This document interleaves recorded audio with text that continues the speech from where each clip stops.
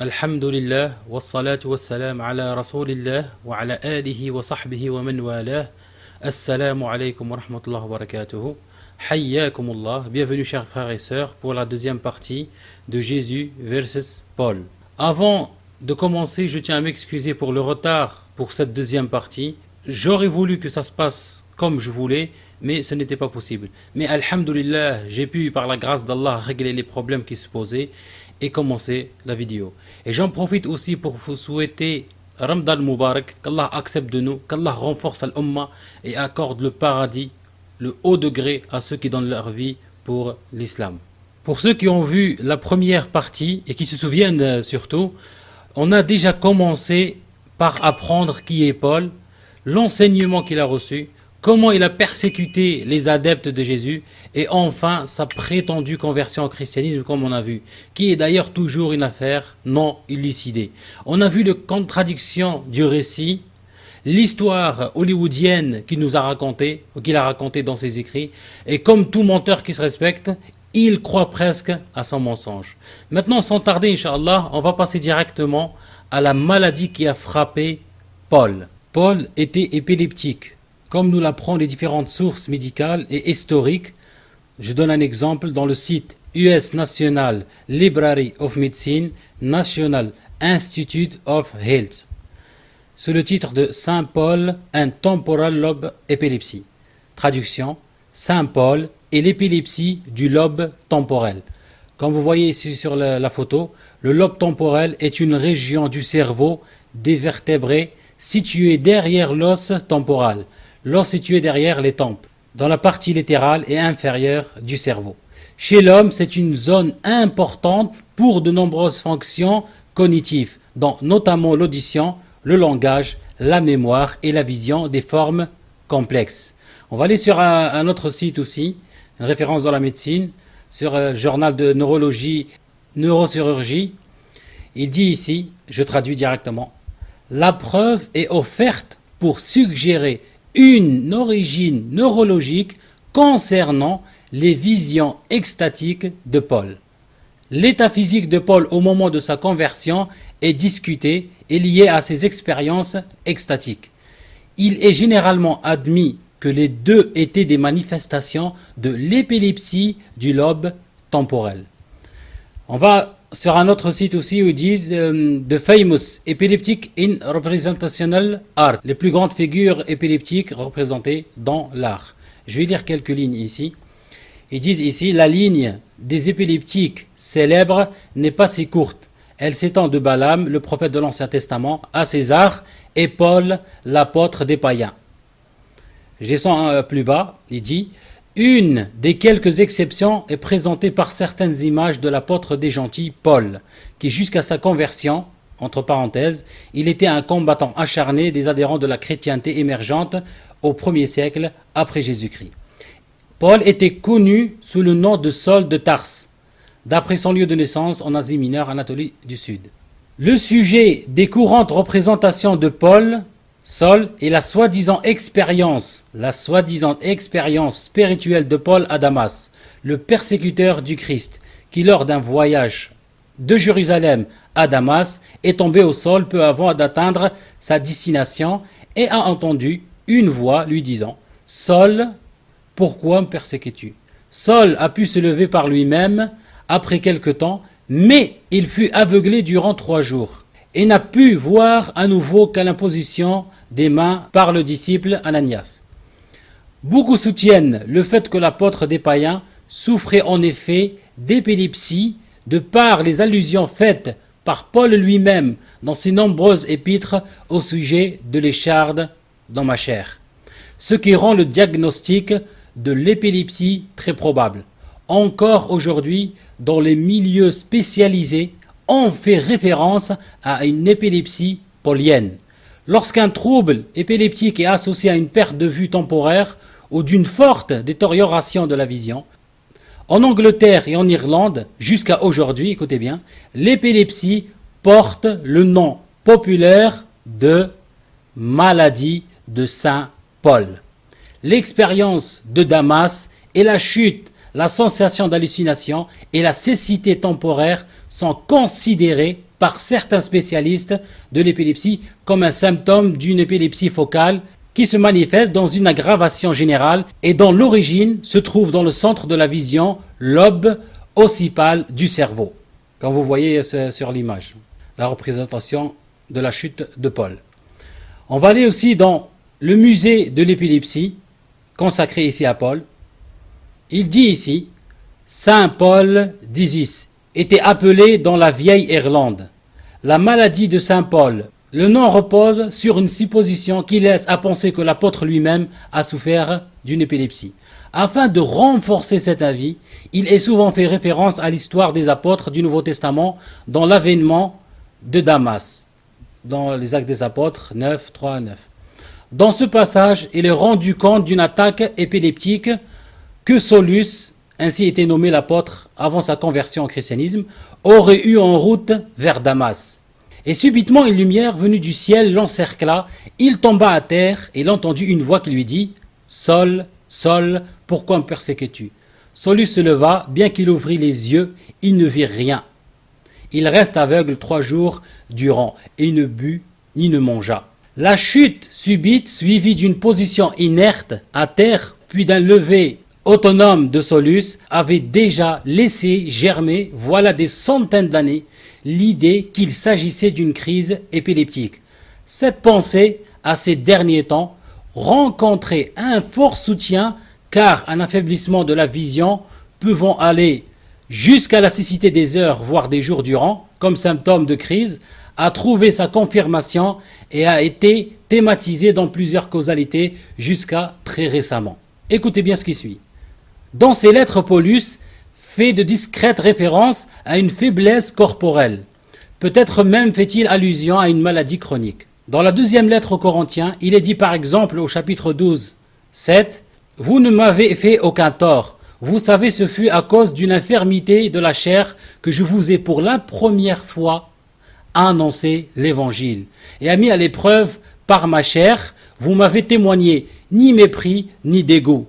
Vous m'avez reçu au contraire comme un ange de Dieu, comme Jésus-Christ. » Dans l'Antiquité, il était d'usage, écoutez bien, de cracher en présence d'un épileptique, soit par dégoût, soit par peur de contamination. C'est pourquoi l'épilepsie était nommée morbus insputatus, la maladie devant laquelle on crache. Je pourrais encore citer d'autres sources, mais je crois que c'est assez comme ça. Alors, pour résumer, ici, Paul a eu une crise d'épilepsie avec tous les symptômes. On peut comprendre que recevoir une révélation n'est pas chose facile, mais Paul, lui, a eu une épilepsie qui est aussi une maladie difficile. On va passer, Inch'Allah, à l'enseignement de Paul et l'enseignement de Jésus. La logique veut que celui qui se repent doit suivre les enseignements de son maître et de son Dieu. Prêcher ce que son maître a prêché. Ça veut dire que Paul, si vraiment il s'est repenti, il devrait suivre l'enseignement de Jésus et le prêcher sans rien changer. Mais quand on analyse les enseignements de Paul et ceux de Jésus, on comprend vraiment que Paul enseigne le contraire de son maître prétendu, Jésus. Comment un pseudo-disciple peut enseigner le contraire de son maître? Je vous pose la question. Qui est au-dessus de l'autre, le maître ou le disciple? N'allez pas chercher plus loin, parce que la Bible nous répond dans Matthieu 10, 24, où il est dit « Le disciple n'est pas plus que le maître, ni le serviteur plus que son seigneur. » Alors normalement, si on suit la logique ici, et si on suit le verset de la Bible, Paul devrait suivre scrupuleusement l'enseignement de son maître Jésus. Maintenant, on va regarder et comparer entre les deux enseignements, ceux de Paul et ceux de Jésus. On va commencer ici par exemple, la vie éternelle. Ici, Paul nous dit, dans Romains 4, 2, « Si Abraham a été justifié par les œuvres, il a sujet de se glorifier, mais non devant Dieu. Quoi donc? Pécherions-nous parce que nous sommes non sous la loi, mais sous la grâce? Loin de là. » Il nous dit aussi dans Galates 2, 16, « Néanmoins, sachant que ce n'est pas par les œuvres de la loi que l'homme est justifié, mais par la foi en Christ, nous aussi, nous avons cru en Jésus-Christ, afin d'être justifiés par la foi en Christ et non par les œuvres de la loi, parce que nulle chair ne sera justifiée par les œuvres de la loi.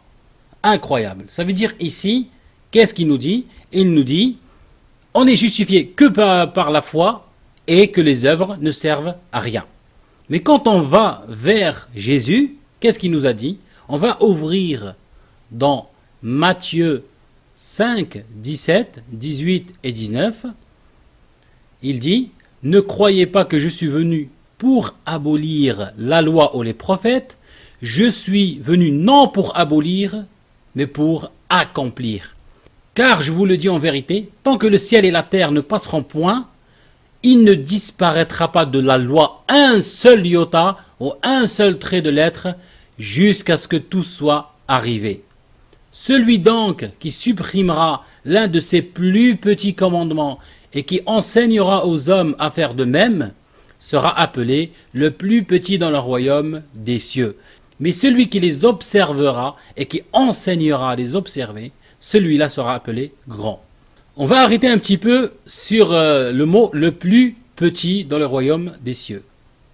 L'étymologie et signification du prénom Paul, le prénom Paul vient du latin Paulus, qui veut dire petit, faible.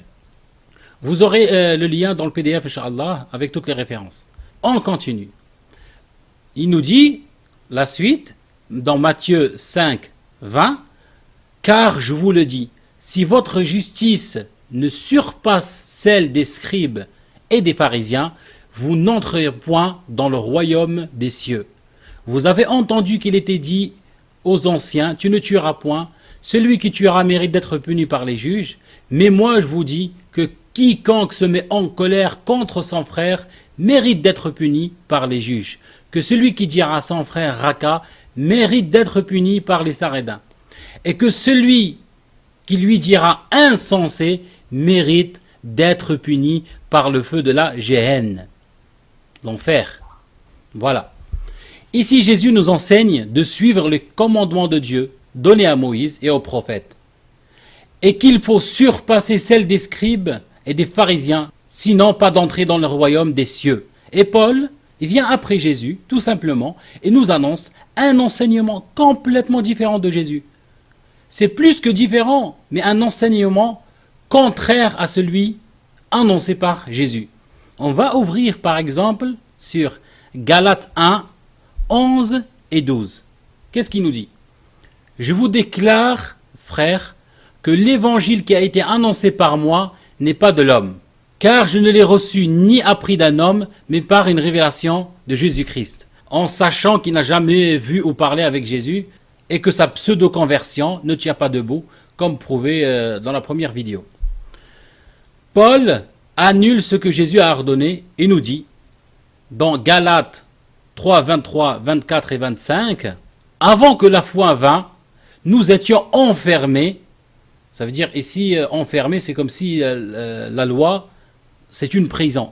« Avant que la foi vînt, nous étions enfermés sous la garde de la loi, en vue de la foi qui devrait être révélée. » La suite, « Ainsi la loi a été comme un pédagogue pour nous conduire à Christ, afin que nous fussions justifiés par la foi.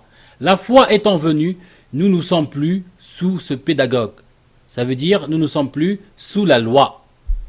Et il contredit ce que Jacques, le frère de Jésus, a dit. Dans James 2, 10, 2, 11, il nous dit, « Car quiconque observe toute la loi, écoutez bien, car quiconque observe toute la loi, mais pêche contre un seul commandement, devient coupable de tout. » La suite, « En effet, celui qui a dit, tu ne commettras point d'adultère, a dit aussi, tu ne tueras point. Or, si tu ne commets point d'adultère, mais que tu commets un meurtre, tu deviens transgresseur de la loi. » Et nous dit aussi dans 2, 20, 21 et 22, « Veux-tu savoir, ô homme vain, que la foi sans les œuvres est inutile? Abraham, notre père, ne fut-il pas justifié par les œuvres lorsqu'il offrit son fils Isaac sur l'autel? Tu vois que la foi, écoutez bien, tu vois que la foi agissait avec ses œuvres et que par les œuvres, la foi fut rendue parfaite. Alors maintenant, je vous pose la question. Qui suivre? Jacques, le frère de Jésus, ou Paul, l'ennemi des disciples et qui n'a jamais vu Jésus? Et Jésus nous dit aussi, on va ouvrir sur Matthieu 19, 16, 17, 18, 19, 20 et 21 et 22. Et voici un homme s'approcha et dit à Jésus, « Maître, que dois-je faire de bon pour avoir la vie éternelle ?»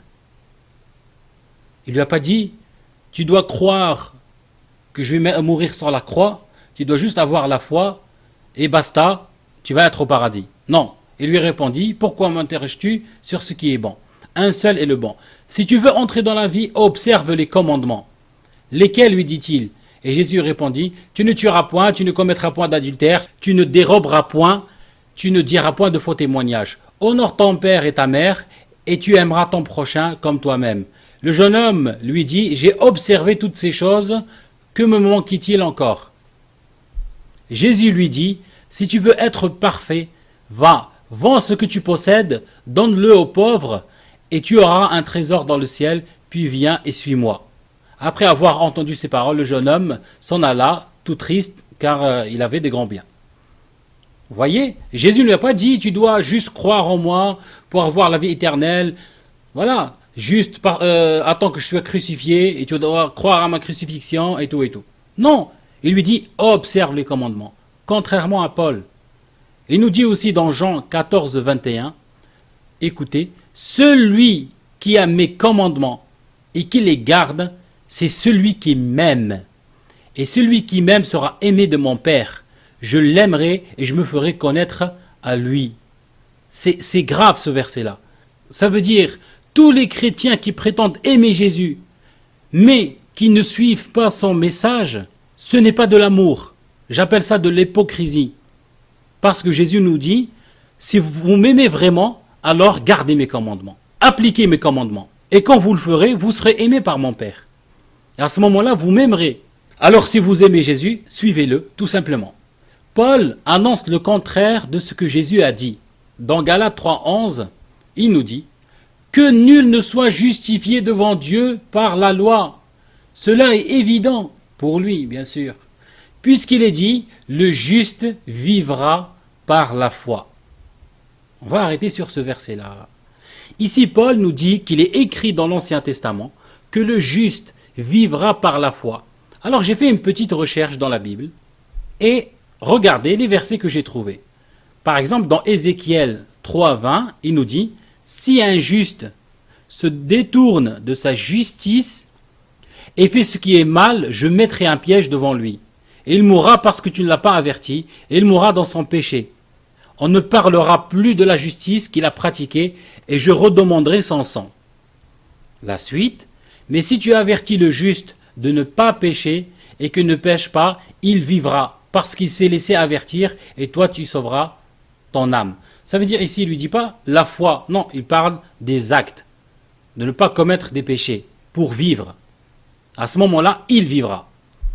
Il nous dit ici dans Ézéchiel 18, 8 et 9, « Qui ne prête pas à intérêt ne tire point d'usure, qui détourne sa main de l'iniquité et juge selon la vérité entre un homme et un autre, qui suit mes lois, regardez bien, qui suit mes lois et observe mes ordonnances en agissant avec fidélité, celui-là est juste, il vivra, dit le Seigneur, l'Éternel. » Dans Ézéchiel aussi 18, 24, il nous dit, « Si le juste se détourne de sa justice et commet l'iniquité, s'il imite toutes les abominations du méchant, vivra-t-il?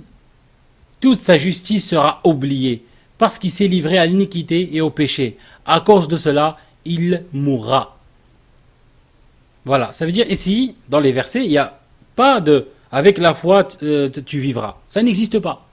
Mais j'ai trouvé dans Habakkuk 2,4, il dit « Voici son âme s'est enflée. Elle n'est pas droite en lui, mais le juste vivra par sa foi. Ici, le chrétien va dire, ah voilà, Paul avait raison. Moi je te dis, non, non, attends. On va ouvrir l'exégèse de la Bible. Et on va voir de quoi ça parle. Ici, ça parle d'une citation particulière. Ça parle de personnes qui patientent avec la foi de la persécution de leurs dirigeants. Je suis allé chercher l'exégèse, justement, ce qu'on appelle étude sur la parole de Dieu, par Darby, d'accord? Il nous dit, là le prophète s'arrête pour que Dieu, en son temps, lui explique les voies qui agitent son cœur. Il est là attentif et veille comme une sentinelle pour avoir la réponse de son Seigneur qui calme l'anxiété de son cœur. Dieu, pour consoler le prophète et tout son peuple fidèle, parce qu'ils sont persécutés, ils attendent que Dieu les délivre, veut qu'il écrive la réponse clairement, pour que tout en courant on puisse le lire. Il tient compte des affections de son peuple, il les apprécie, car elles sont données en effet selon son cœur par l'Esprit. Il veut même, avant la délivrance, consoler le cœur peiné par les sentiments que la foi même faisait naître. Si la foi les produisait, la réponse à cette foi ne manquerait pas. La délivrance ne viendrait pas encore, la vision était pour un temps déterminé. Mais certainement, la délivrance de Dieu arriverait. Dieu qui tenait compte de la foi interviendrait lui-même si la délivrance tardait. Le fidèle devait l'attendre. Il doit avoir la foi que la délivrance de Dieu va venir, tôt ou tard. Elle viendrait assurément et ne tarderait pas. Pour le cœur de l'homme, cela tardait, la patience devait avoir son œuvre parfaite, celle de Dieu avait été longue et parfaite. Le temps de la délivrance ne tarderait pas un instant après le moment ordonné dans sa sagesse. Dieu avait jugé l'esprit d'orgueil dont les effets accablaient le cœur du prophète. L'oppresseur n'était pas droit, mais la portion du juste était de vivre par la foi, et par la foi il vivrait. On aurait voulu une délivrance du peuple qui, pour ainsi dire, n'exigea pas cette foi. Mais Dieu voulait cet exercice de cœur. Vous voyez, l'exercice de cœur. Il voulait leur apprendre la foi et la patience. Le juste devait y passer et apprendre à s'appuyer sur l'Éternel, à compter sur lui à travers tout, à connaître ce qu'il est lui-même, quoi qu'il en fût. Vous voyez, je descends encore plus bas. Il termine sa prophétie avec le beau résultat de toutes ces précieuses leçons, savoir l'expression d'une parfaite confiance dans l'Éternel, et se réjouirait et s'égaillerait en lui. Si toute bénédiction venait à manquer, l'Éternel lui-même était sa force, sa joie et son soutien. Aussi il mettrait sur les hauts lieux de sa bénédiction en lui donnant comme pied de biche pour y monter par sa faveur. On remarquera qu'ici, c'est l'oppresseur idolâtre qui est particulièrement en scène.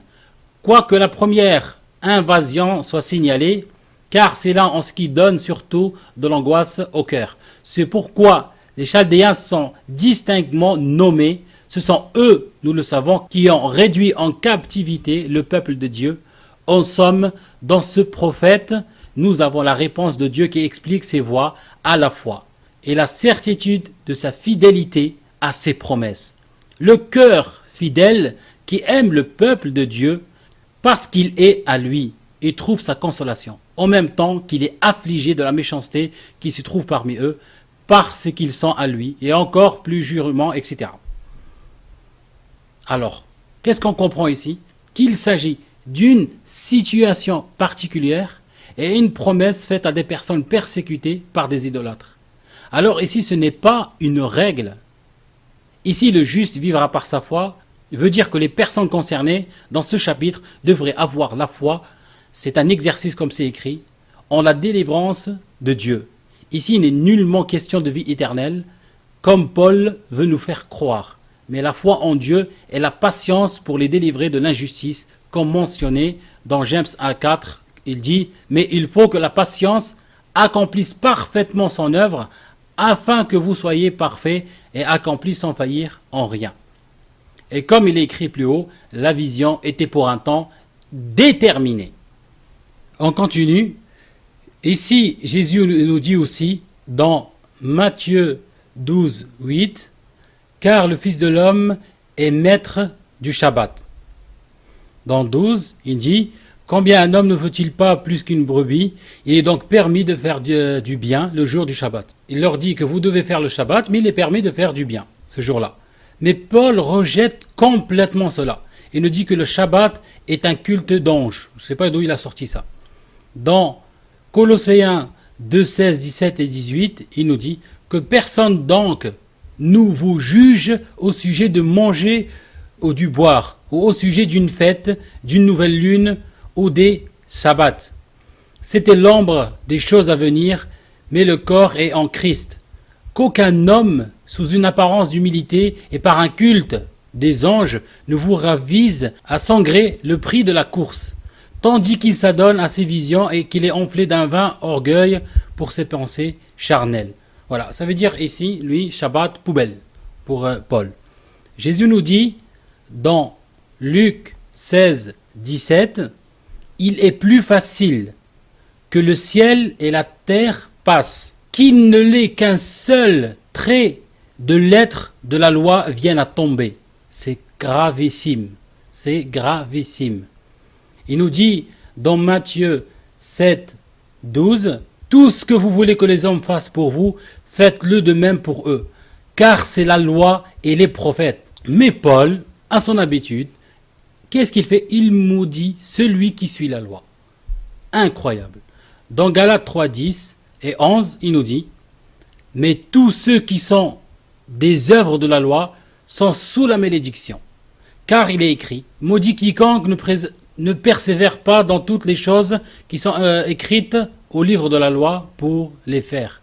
Or, que par la loi, personne ne soit justifié devant Dieu. Cela paraît par ce qui est dit que le juste vivra par la foi. » On en a déjà parlé de ça plus haut. Paul, dans toutes ses lettres, enseigne que la loi n'est plus nécessaire pour la vie éternelle. Il faut juste croire la crucifixion de Jésus. Alors que Jésus nous dit, par exemple, dans Jean 17,3, il nous dit « Or, la vie éternelle, c'est qu'ils te connaissent toi, le seul vrai Dieu en parlant au Père, et celui que tu as envoyé, Jésus-Christ. » C'est complètement dingue. Dans Jean 8, 31, il dit « Et il dit aux Juifs qui avaient cru en lui, « Si vous demeurez dans ma parole, vous êtes vraiment mes disciples. » Voilà, demeurez dans sa parole pour être vraiment ses disciples. Demeurez dans sa parole si vous l'aimez vraiment. Arrêtez de dire « Nous on aime Jésus, on le suit, on croit en lui, mais on rejette la loi et les prophètes, etc. » Poubelle. Non, ça ne marche pas comme ça. Dans Matthieu 10, 24, il nous dit, je rappelle encore, je l'ai déjà mentionné, le disciple n'est pas plus grand que le maître, ni le serviteur plus que son Seigneur. Jésus a été circoncis. Même Paul lui-même était circoncis, mais il rejette maintenant la circoncision. Je vous rappelle un petit peu la circoncision dans la Bible. On revient par exemple dans Genèse 17, de 9 à 14, d'accord? Il dit, Dieu dit à Abraham, toi tu garderas mon alliance, toi et tes descendants après toi selon leur génération. La suite, ceci est mon alliance que vous garderez entre moi et vous. Et ta postérité après toi, tout mâle parmi vous sera circoncis. Vous vous circoncirez et ce sera un signe d'alliance entre moi et vous.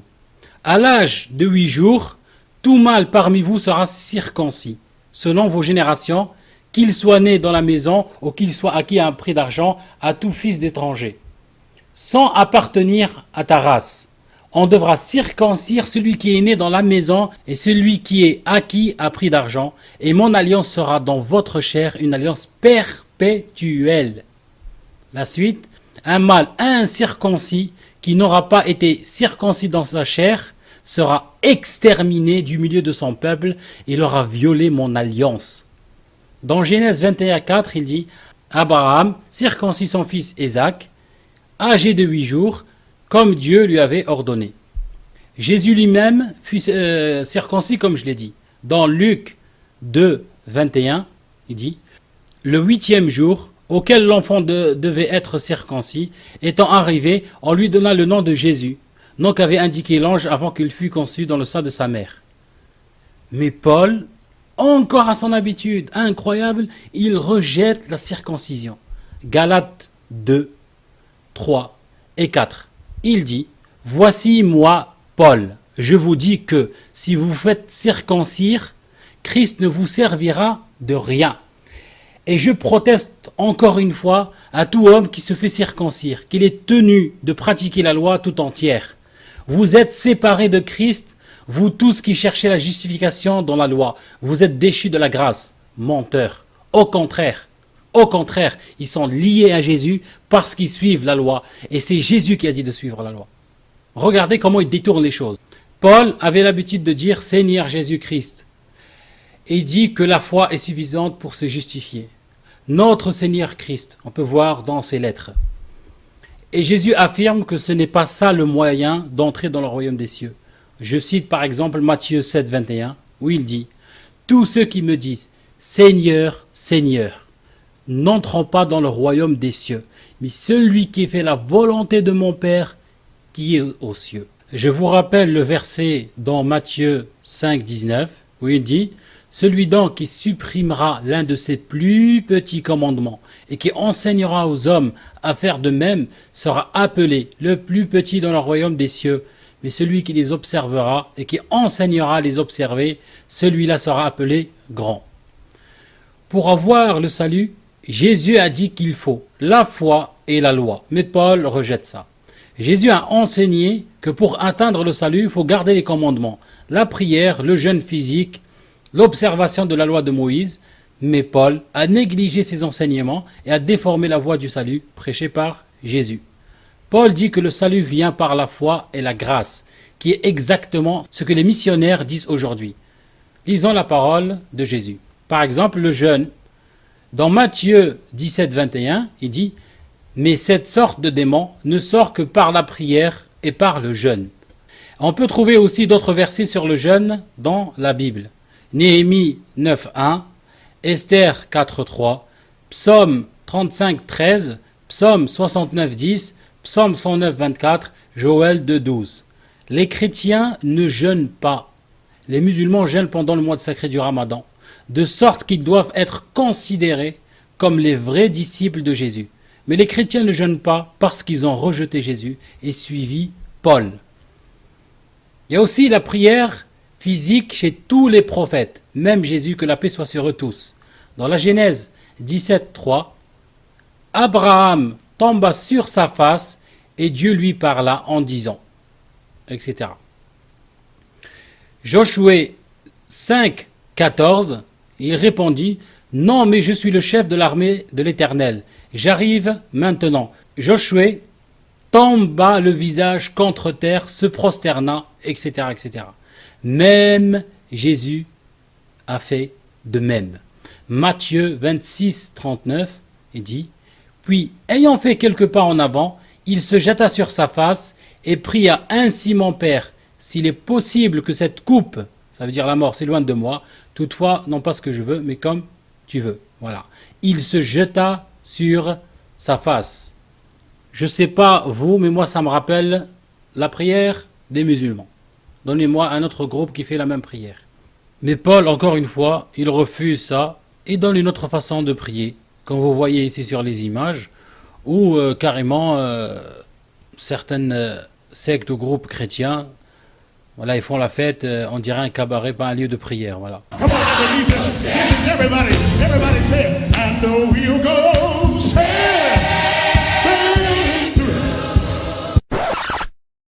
On va ouvrir sur Philippiens 2.10, il nous dit, afin qu'au nom de Jésus, tout genou fléchit dans les cieux, sur la terre et sous la terre. Ce qui est encore plus grave, c'est que Paul ici enseigne une autre façon de prier. Il enseigne à prier Jésus, ce qui est strictement interdit. Regardez ce qui est écrit dans Ésaïe 45, 23. Il dit, « Je le jure par moi-même, la vérité sort de ma bouche et ma parole ne sera point révoquée. Tout genou fléchira devant moi, toute langue jurera par moi. En l'Éternel seul, pas au nom de Jésus, en l'Éternel seul, me dira-t-on, réside la justice et la force. À lui viendront pour être confondus tous ceux qui étaient hérités contre lui. Par l'Éternel seront justifiés et glorifiés tous les descendants d'Israël. » On va aller sur la première lettre aux Corinthiens, 10, 23. Il nous dit, Paul lui-même, tout est permis. Pour Paul, tout est permis. Comme on voit maintenant les chrétiens, voilà, ils se marient pas, ils boivent de l'alcool, fornication, etc., etc. Tout est permis. Mais tout n'est pas utile. Tout est permis, mais tout n'édifie pas. Il dit dans 25, mangez de tout ce qui se vend au marché, sans vous enquérir de rien par motif de conscience. Ça veut dire qu'ils peuvent manger même cannibalisme, quoi, manger même la viande des êtres humains. Imaginons. Si un non-croyant vous invite et que vous vouliez y aller, mangez de tout ce qu'on vous présentera, sans vous enquérir de rien par motif de conscience. Réfléchissons sur ce verset-là. Ça veut dire maintenant, nous en tant que musulmans par exemple, on ne peut pas manger avec tout le monde. On ne peut pas par exemple manger avec les chrétiens puisque eux ils ne font pas l'abattage rituel. On peut manger avec les juifs. Ils font l'abattage rituel. Mais ici Paul nous dit, un non-croyant vous invite, mangez, il n'y a pas de souci. Sans restriction, mangez. Pourtant, il se contredit dans Actes 15, 28, 29. Vous allez me dire, oui, mais c'est une marque déposée de se contredire, Paul. C'est une marque déposée. Il nous dit, car il a paru bon au Saint-Esprit et à nous de ne vous imposer d'autres charges que ce qui est nécessaire. Qu'est-ce qui est nécessaire? La suite, savoir, regardez bien, de vous abstenir des viandes sacrifiées aux idoles, du sang, des animaux étouffés et de l'impudicité. Chose contre laquelle vous vous trouverez bien de vous tenir en garde. Adieu. Subhanallah. Un côté il dit tout est permis et vous pouvez tout manger. Et d'un autre côté il dit ouais mais il ne faut pas manger telle chose et il ne faut pas faire telle chose. Je voudrais comprendre moi. Alors que dans l'Apocalypse 2.14, ici on lit mais j'ai quelque chose contre toi. C'est que tu as là des gens attachés à la doctrine de Balaam, qui enseignait à Balak à mettre une pierre d'achoppement devant les fils d'Israël. Regardez bien, pour qu'ils mangeassent des viandes sacrifiées aux idoles et qui se livrassent à l'impudicité. Ça veut dire c'est grave, l'impudicité et de manger de la viande sacrifiée aux idoles. Alors que Paul il dit, mangez, il n'y a pas de souci. Je voudrais comprendre sérieusement comment il dit de manger tout ce qu'on vous donne et en même temps de s'abstenir de la viande sacrifiée aux idoles. Même les disciples ici se méfiaient de Paul. Dans Actes 9, 26, lorsqu'il se rendit à Jérusalem, Saul de se joindre à eux, mais tous le craignaient, ne croyant pas qu'il fût un disciple. Ils ont raison de se méfier de lui parce que Paul enseigne l'apostasie de la loi de Moïse. D'accord? Et c'est Jacques, le frère de Jésus, qui lui a reproché ça. Dans Actes 21, 21, il dit, le lendemain, Paul se rendit avec nous chez Jacques, le frère de Jésus, et tous les anciens s'y réunirent. Après les avoir salués, il raconta en détail ce que Dieu avait fait au milieu des païens par son ministère. Quand ils l'eurent entendu, ils glorifièrent Dieu, puis lui dirent, tu vois, frère, combien de milliers de Juifs ont cru, et tous sont zélés pour la loi. Or, écoutez bien, ils ont appris que tu enseignes à tous les Juifs qui sont parmi les païens à renoncer à Moïse, leur disant de ne pas circoncire les enfants et de ne pas se conformer aux coutumes. Si on continue dans le même chapitre, plus loin, on voit que Paul s'est fait tabasser. Je vais lire un petit peu, 27 et 28, il dit « Sur la fin des 7 jours, les Juifs d'Asie, ayant vu Paul dans le temple, soulevèrent toute la foule et mirent la main sur lui, en criant « Homme israélite, au secours !» Écoutez bien. Voici l'homme qui prêche partout et à tout le monde contre le peuple, contre la loi et contre ce lieu. Il a même introduit des Grecs dans le temple et a profané ce saint lieu. Et pour finir, et j'appelle ça coup de grâce, Paul nous dit que Jésus est devenu une malédiction. Galates 3.13.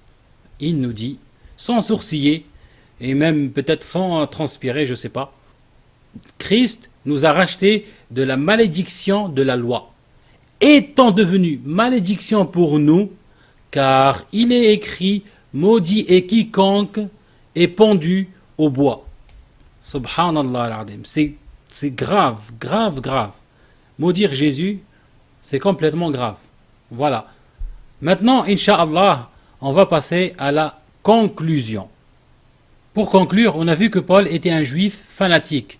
Il persécutait les adeptes de Jésus, il les a livrés à la mort, participé à la lapidation d'Étienne, ravagé les églises, etc., etc. Mais comme il n'a pas réussi à détruire la religion de Jésus avec la force, alors il s'est introduit dans cette religion pour la détruire de l'intérieur. Il a raconté une histoire à dormir debout sur sa prétendue conversion, des versions contradictoires. En plus, au lieu de suivre ce que Jésus a enseigné, lui, son but est de détruire cette religion, alors il a complètement changé cette dernière. Malgré que Jésus a enseigné ouvertement et que sa religion était claire, il n'a rien dit en secret, comme il est dit dans Jean 18, 20, Jésus lui répondit, « J'ai parlé ouvertement au monde, j'ai toujours enseigné dans la synagogue et le temple, où tous les juifs s'assemblent, et je n'ai rien dit en secret. » Sa doctrine est claire. On va regarder un petit résumé du comparatif entre l'enseignement de Paul et celui de Jésus. On a par exemple l'enseignement « Appliquer la loi et les commandements ». Jésus, il a recommandé ça, il a ordonné ça, Paul, il a annulé ça. La circoncision, Jésus, il est circoncis, il n'a pas annulé ça, Paul, si. Le Shabbat, pareil. Jésus dit qu'il faut faire le Shabbat, mais Paul l'a annulé. Le jeûne et la prière, Jésus, il faisait la prière et jeûnait, Paul, il ne fait rien. Les œuvres accompagnées de la foi, Jésus, il a enseigné cela, Paul, il a enseigné le contraire, juste la foi. Le péché originel, Jésus n'a jamais parlé de péché originel, Paul, si. Sauvé par la crucifixion, Jésus n'a jamais prêché cela, Paul, c'est son fonds de commerce. Voilà. Maintenant, il faut choisir entre Paul ou Jésus, parce que les deux sont inconciliables. Pour ma part, moi, je choisis Jésus. Alhamdulillah, alladhi bi ni'matihi tatimmu salihat, wa salatu wa salam ala rasulillah wa ala alihi wa sahbihi wa ala. J'espère que la vidéo vous a plu. Je m'excuse encore une fois pour le retard que j'ai accumulé pour faire cette deuxième partie. C'est vraiment malgré moi. Et je vous donnerai, Inch'Allah, le PDF que vous pouvez télécharger, qui englobe la première et la deuxième vidéo. Vous aurez tous les arguments dedans. Voilà, barakallahu fikum pour l'écoute et à la prochaine fois, Inch'Allah. Assalamu alaykum wa rahmatullahi wa barakatuh.